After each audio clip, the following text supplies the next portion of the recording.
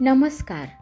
मकर संक्रांती म्हणजे फक्त सण नाही, तर ग्रहदोष शांत करण्याचा आणि नवीन नशीब सुरू होण्याचा दिवस आहे. आज मी तुम्हाला प्रत्येक राशीसाठी एक खास आणि सोपा उपाय सांगणार आहे, जो तुम्ही संक्रांतीच्या दिवशी केलात तर वर्षभर कृपा तुमच्या सोबत राहील. चला तर मग तुमच्या राशीचा उपाय नक्की ऐका. सर्वात पहिली रास आहे ती म्हणजेच मेष रास. मेष राशीच्या लोकांनी सकाळी सूर्याला तांब्याच्या भांड्यातून पाणी द्यावे, म्हणजेच अर्घ्य द्यावे आणि ओम सूर्याय नमः हा मंत्र 11 वेळा म्हणावा. यामुळे आत्मविश्वास वाढतो आणि अडथळे दूर होतात. पुढची रास आहे वृषभ रास. वृषभ राशीसाठी देवघरात तुपाचा दिवा लावा आणि पांढरी मिठाई किंवा तांदूळ दान करा. यामुळे आर्थिक स्थैर्य मिळतं. पुढची रास आहे मिथुन रास. मिथुन राशीच्या लोकांनी विद्यार्थ्याला वही पेन दान करावे आणि बुद्धिवाढीसाठी प्रार्थना करावी. यामुळे निर्णय क्षमता मजबूत होते. पुढची रास आहे कर्क रास. कर्क राशीसाठी स्नानाच्या पाण्यात थोडे तीळ टाका आणि मनात भीती सोडण्याचा संकल्प करा.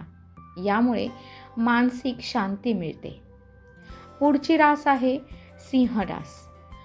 सिंह राशीच्या लोकांनी केशरी किंवा लाल वस्त्र परिधान करावे आणि सूर्याला अर्घ्य द्यावे. यामुळे मान सन्मान आणि यश वाढते. पुढची रास आहे ती म्हणजे कन्या रास.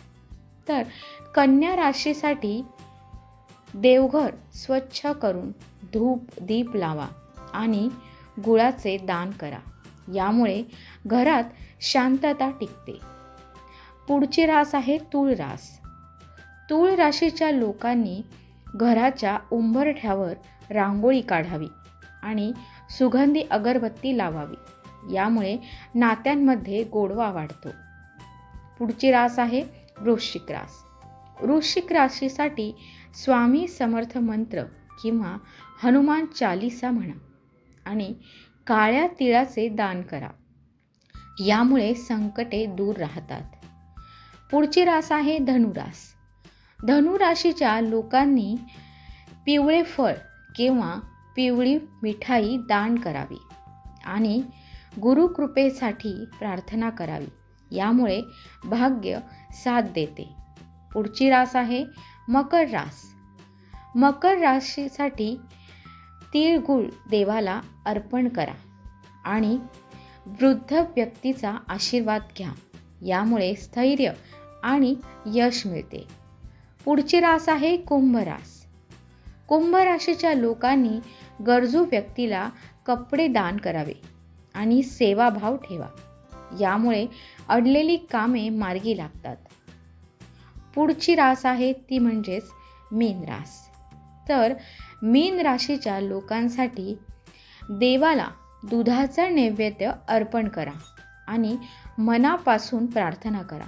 यामुळे मनोकामना पूर्ण होतात. तर भक्तांनो, तुमच्या राशीनुसार हा छोटासा उपाय मनापासून केलात ना, तर संक्रांतीची कृपा नक्कीच तुमच्यावर राहील. कमेंटमध्ये तुमची रास कुठली आहे नक्की लिहा आणि स्वामी कृपा किंवा स्वामी समर्थ नक्की लिहा. अशाच राशी भविष्य आणि उपायांसाठी चॅनल सबस्क्राईब करा. धन्यवाद.